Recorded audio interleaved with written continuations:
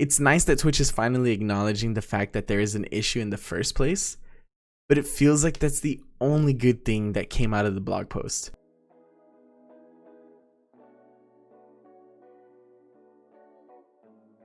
Hey, what's going on everyone? Welcome to another episode of This Week Today with CuriousSJ, where we talk about gaming and streaming news. I'm your host, CuriousJ. Do appreciate y'all being here. Normally I leave this part for the end of the video, but I'm starting to think maybe everyone who watches these videos aren't making it all the way to the end, so just gonna throw this in at the beginning and probably still at the end. If you like the video, please feel free to like and subscribe. It really helps out the channel and I would greatly appreciate you. But let's get straight into this week's episode, guys. So I know we've been talking about DMCA and all the issues that it's brought to Twitch and other platforms for a while now, but we're gonna talk about it again, guys, because things just keep getting crazier and crazier. So Twitch published a blog post titled Music Related Copyright Claims and Twitch. The post explained exactly why streamers received that strange email notifying them that Twitch had deleted some of their clips and VODs, and it gave creators an update on what tools they can expect to see from the company in the future, hopefully the near future. So Twitch is claiming that they were completely unprepared for the sudden onslaught of copyright takedown notices from the music industry that started back in May. In the blog post, Twitch said, "Things can and should be better for content creators than they have been recently. Moving forward, we'll be more transparent with what's happening and what tools and resources we're building to help." Until May of this year, streamers received fewer than 50 related DMCA notifications each year on Twitch. Beginning in May, however, representatives for the major record labels started sending thousands of DMCA notifications each week that targeted creators' archives, mostly for snippets of tracks in year-old clips. Years old. We continue to receive large batches of notifications and we don't expect that to slow down. Twitch confirmed that it had decided to simply remove the targeted clips because that's what's required by law, and also paused copyright strikes for the 3 days after that email was sent to creators in October. The company also apologized for only giving creators a mass deletion tool for clips by saying, "We could have developed more sophisticated user-friendly tools a while ago. That we didn't is on us. And we could have provided creators with a longer time period to address their VOD and clips libraries. That was a miss as well. We're truly sorry for these mistakes and we'll do better." Twitch also said that it was working on new tools to help streamers who have been hit with a copyright infringement notification. These include the use of their technology that detects copyrighted audio and more granular ways to manage your archive. The company also promised more control over what audio ends up in VODs, and it's pointed to its new tool, Soundtrack, which allows streamers to play licensed music in streams without that music appearing in recorded content. Last, the company said it needed to give streamers the ability to review which pieces of content were infringing to help them more easily file a counter notification. It's nice that Twitch is finally acknowledging the fact that there is an issue in the first place, but it feels like that's the only good thing that came out of the blog post. It's an apology letter and nothing more. They bring up the idea of using Soundtrack to help prevent the music audio from being tied to your clips and VODs, but the RIAA has already made a statement about that as well. They made it pretty clear that Twitch didn't get all the rights needed to secure the use of the music that's on Soundtrack. We talked about this last time. You need a total of 3 licenses to secure the songs that you use, and Twitch got 1 license for Soundtrack. Not enough. So being able to play music on stream that won't be tied to clips and VODs sounds nice on paper, but we also know that the RIAA has the technology to search for channels using copyrighted music and even has the ability to issue the takedown notice and DMCA strikes while those creators are still live. Personally, I wouldn't feel safe using Soundtrack. I know people are saying that it's really only the top creators that have to worry about anything, but the truth is the RIAA doesn't care how big you are. And as a Twitch affiliate, no one is going to protect your channel the way Twitch has protected its top creators, or at least they're trying to.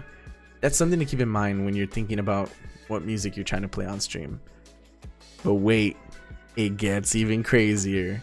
So when Twitch made the tweet that had the link to the blog post, there was a user on there who asked, so what about music in game? The biggest game is about to drop next month and we have to mute all music entirely and ruin the experience for the in-game.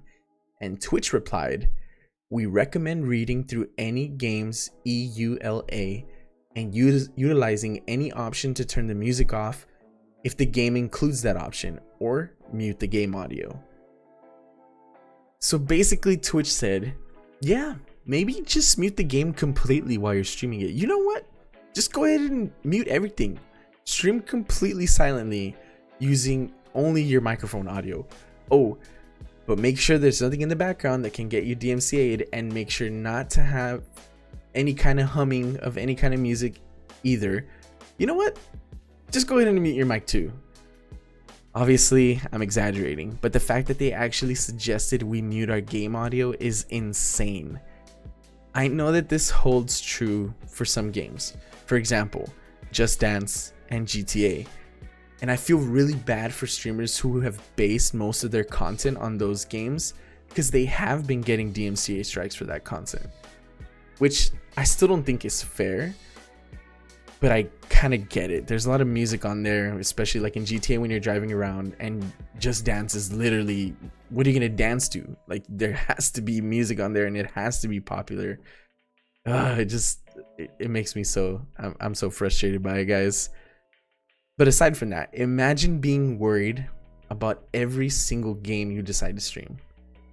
Like, we're just supposed to mute everything? It's insane. Like I said at the beginning, I know we've gone over this topic a few times already, but it just keeps getting worse for streamers. Things are definitely getting out of hand with the Twitch/DMCA issue, and I hope they find a way to solve it really soon. For now, I would just try to stick to copyright-free music. Like, I've been using Harris Heller's Stream Beats ever since it came out, and I kind of feel a little safer using it, but I mean, even then, you still never know. But for now, that's probably what I'll keep doing. And last but not least, I know that last topic kind of took a little bit of time there, but I just get so into all that stuff. I wanted to talk a little bit about the new Xbox and PS5. Not gonna dog on them on any way. I love all consoles. They're all great. I love them. But we know that people have been waiting a while for both of them. They were heavily anticipated. And if you were one of the lucky few who managed to get your hands on one, then sweet. That's awesome. But it seems that they're sold out already. As of Friday, Walmart, Best Buy, and other retailers have sold out of both of those consoles. Demand was so high for the PlayStation 5, which went on sale Thursday, that it caused Walmart's website to slow down and show error messages to some shoppers that same afternoon. Meanwhile, the Xbox Series X, which was released on Tuesday, was heralded by Microsoft as its biggest launch in Xbox history, but again, also sold out. Well, now we're starting to see resellers on eBay selling the consoles for ridiculously high prices. I think there was one on there for like $32,000. As much as I hate to see it, and I'm sure we all hate to see it, I really hope that no one is gonna spend thousands of dollars trying to get one of these consoles from these resellers. Walmart and Best Buy have already made statements that they will get more in stock before the holidays.